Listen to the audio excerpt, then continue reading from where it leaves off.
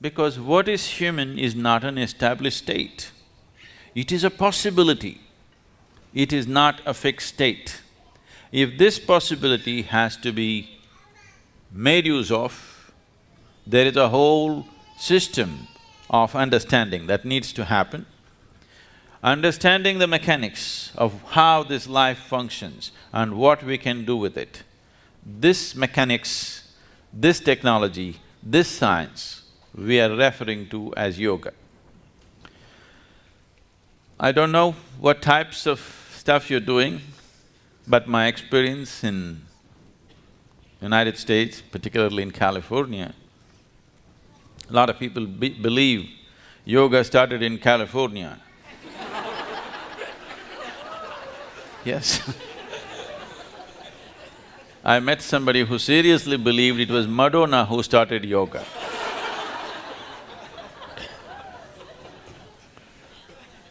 Yes.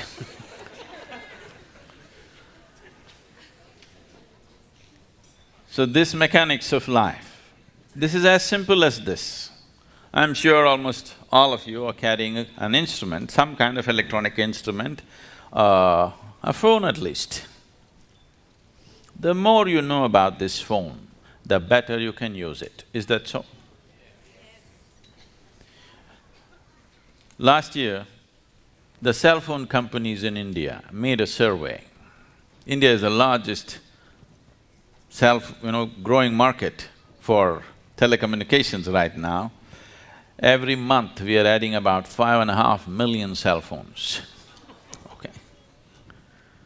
In a year, about 60 million cell phones are being added to the service, because everybody is having 3, 4, 5 these days.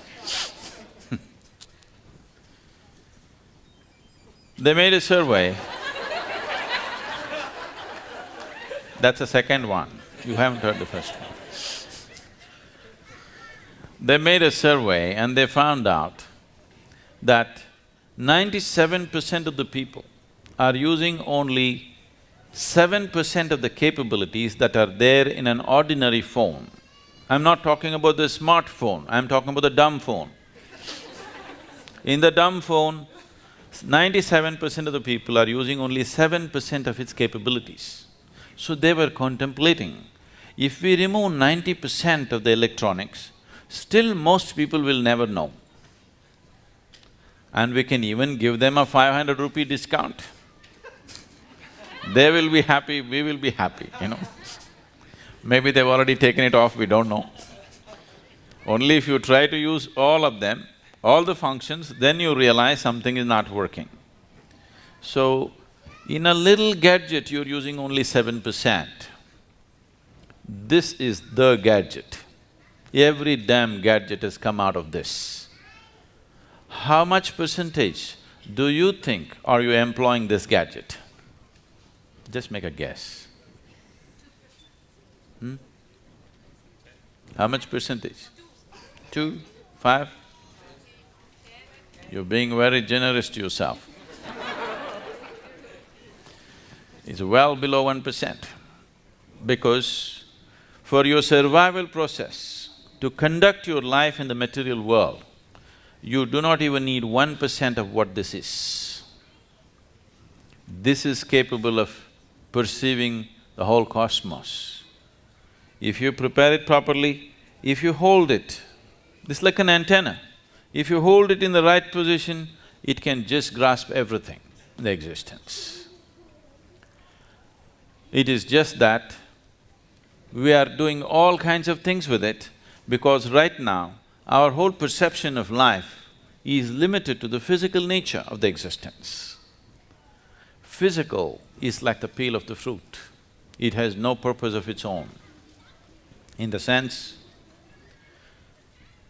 if you have a fruit, the moment you eat the fruit, the peel goes straight to the trash can, isn't it? The peel is only a package. Only because the fruit is valuable, package is important. Right now as you sit here, this body is very important. You have to feed this, you have to clothe this, you have to decorate this, you have to pamper this in so many ways. Tomorrow morning, that's something inside which you never experienced. If that goes away, nobody wants to have any business with this. Yes? Only because the fruit is inside, this peel has become very valuable. Now, yoga means not just about twisting your body, not about standing on your head, not about holding your breath. All these things a circus artist can do better than most yogis. Really? Yes or no? You don't think so? A circus artist can do far better than most yogis in terms of twisting the body, doing this, doing that, holding different positions. That is not the purpose of yoga. Unfortunately, if you utter the word yoga, people think you have to be in some impossible posture. Yoga is not about postures. It is just a minuscule aspect of yoga. Yoga means, in your experience, everything has become one. The word yog means union. What is the union? What can unite with what? As you sit here, your idea and your sense and your experience of who you are is very strong. You're here as an individual. But what the trees are exhaling right now, you're inhaling. What you're exhaling, the trees are inhaling. Or in other words, one half of your lung is hanging out there. Yes or no? This is not just in terms of breath.